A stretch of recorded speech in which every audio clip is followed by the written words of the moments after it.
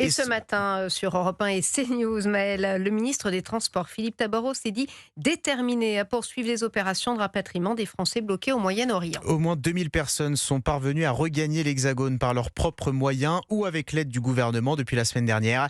Mais les vols sont très difficiles à assurer dans des espaces aériens saturés de drones et de missiles.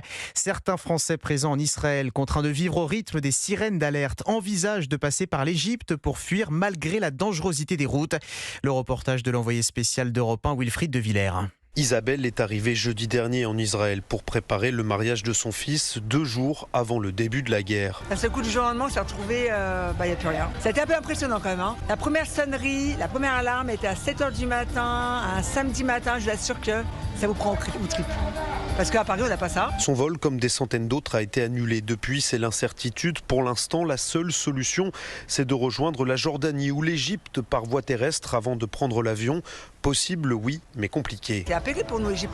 On est à Netanya, il faut savoir que c'est dans le nord, on est à 5-6 heures de l'Égypte. Bon, puis avec ce qui se passe, on doit traverser un désert, je pense qu'on ne se sent pas prêt à ça, parce que ça pète beaucoup quand même. La menace des missiles, des drones tirés par l'Iran et ses alliés sur Israël, c'est aussi ce que redoute Virginie sur la route vers Eilat et le poste frontière de Tabar. Je ne suis pas forcément très rassurée parce que le long de la route, il n'y a pas de miklat pour s'abriter. L'abri, en fait. Dans le désert, il n'y a pas d'abri, donc c'est les mains sur la tête et sortir de la voiture. Alors elle espère une réouverture du ciel et un départ en avion depuis Tel Aviv.